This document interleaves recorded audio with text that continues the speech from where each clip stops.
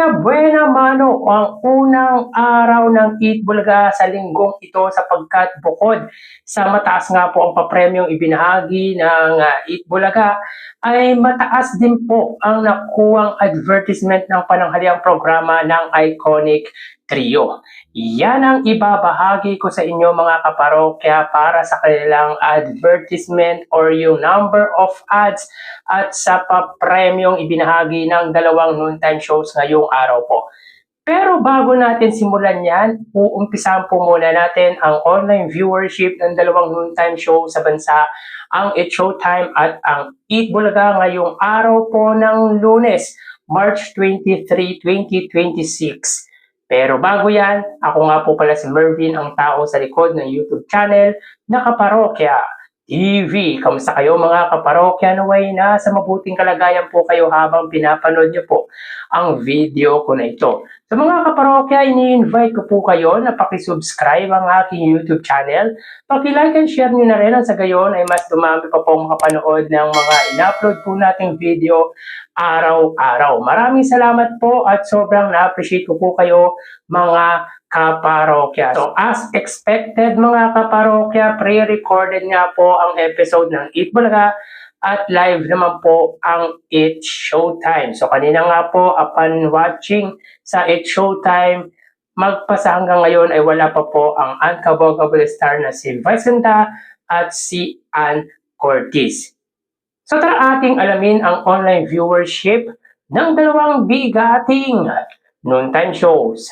Para sa Eat Bulaga under TVJ Facebook page na may 4 million followers o nadagdagan na po or 4 million na po ang naging followers ng Eat Bulaga sa kanilang Facebook page. Samantalang ang Eat Showtime naman po under sa kanilang Facebook page na Eat Showtime na may 19 million followers. So sa oras na 2:03 PM, magpasa hanggang ngayon po mga parokya, wala pa po si Vice Ganda sa It's Showtime. So more than a week na po na absent si Vice sa It's Showtime.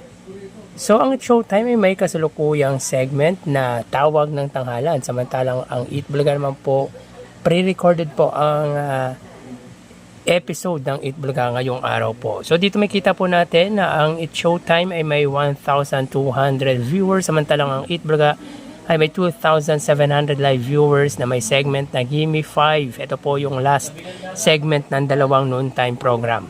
So again, sa oras na 2:04 PM, ang Showtime ay may 1,200 live viewers at ang Eat Bulaga naman po ay may 2,700 live viewers. So dito makita po natin ang pagitan ng dalawang noontime shows sa kanilang Facebook Live ay 1,500 viewers at pabor nga po yan sa Eat Bulaga. So magawi tayo sa TV Network YouTube channel ng dalawang noontime shows. As of 2:04 PM para po sa Showtime under GMA Network YouTube channel na may 41 million subscribers.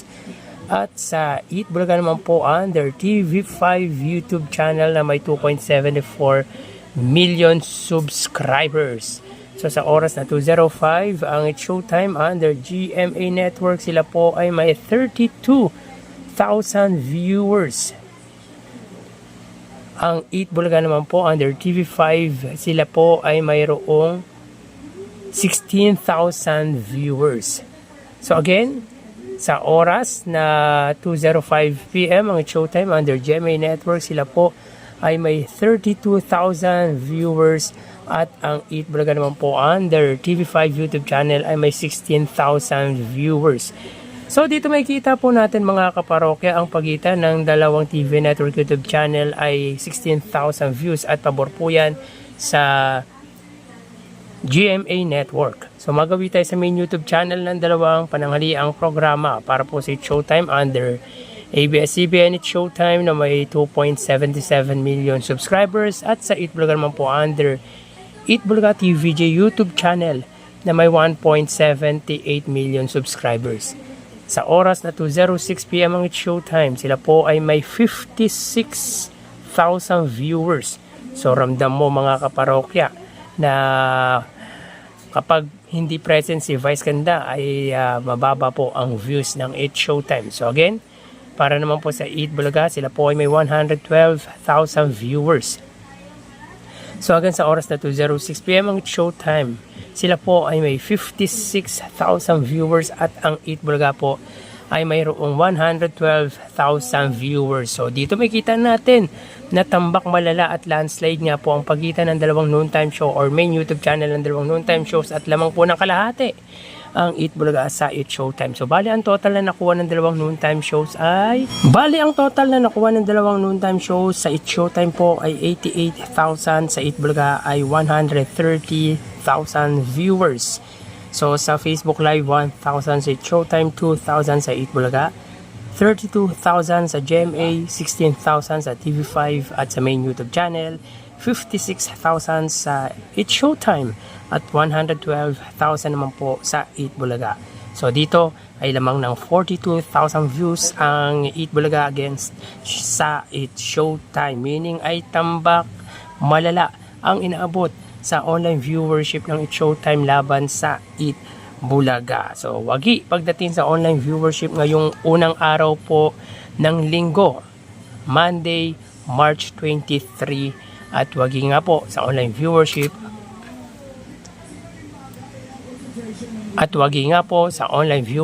ang Eat Bulaga.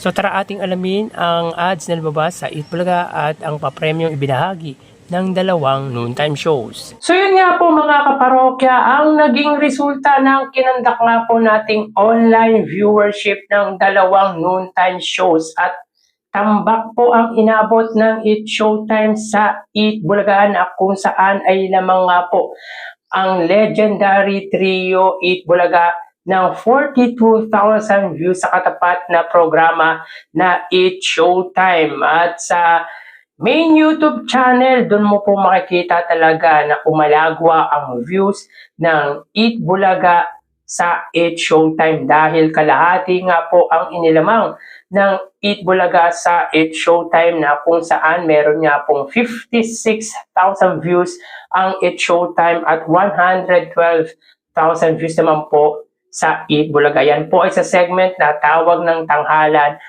at Gimme 5 ng Eat Bulaga. So dito ramdam mo mga kaparokya na talagang mababa po ang nagiging views ng Eat Showtime kapag wala nga po ang Unkabogable Star Vice Ganda. So ang total views nga po ng Eat Showtime ay 88,000 at 130,000 views naman po sa Eat Bulaga.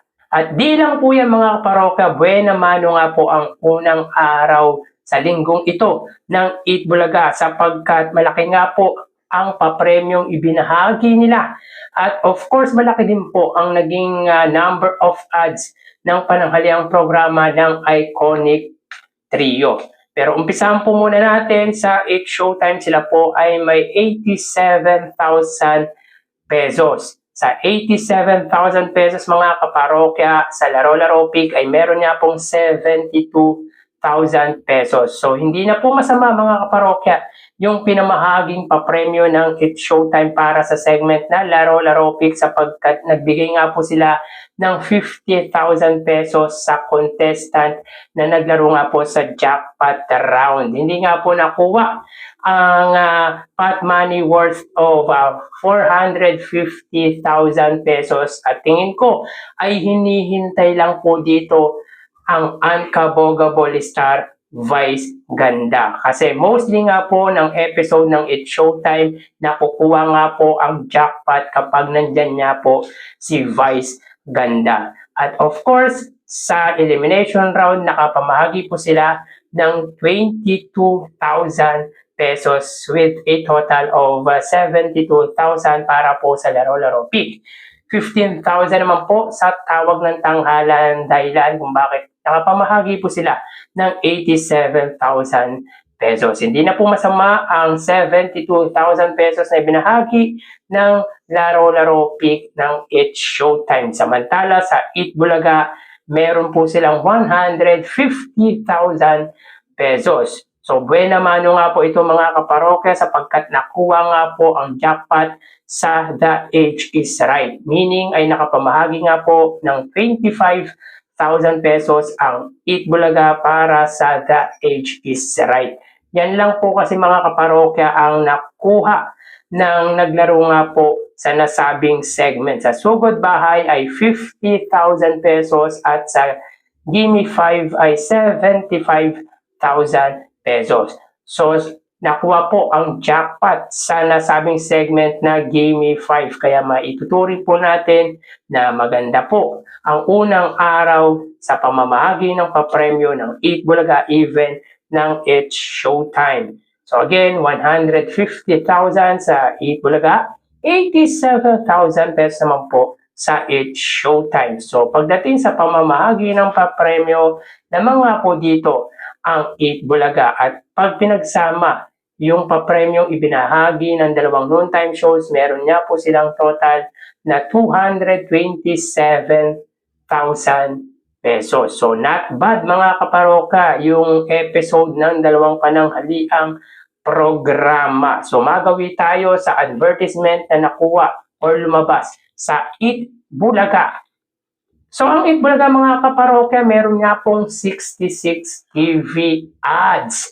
So ang ganda ng panimulang araw ng Eat Bulaga when it comes sa advertisement na lumabas sa kanilang programa. Sa unang gap ay may 34 TV ads at sa pangalawang gap ay may 32 TV ads. So yung Lucky Me po ay lumabas po kanina. So balit isa lang po ang advertisement nila sa isang gap. So meron nga po silang 2 advertise sa episode ng Eat Bulaga. So unlike before na umaabot nga po ng more than 10 TV ads sa isang episode ang advertisement ng Lucky Me. So dito pinapakita na mataas nga po ang advertisement na lumabas sa pananghaliang programa ng Iconic Trio. So asahan natin mga kaparokya, tataas pa po sa 66 ads ang makukuha ng Eat Bulaga sa linggong ito.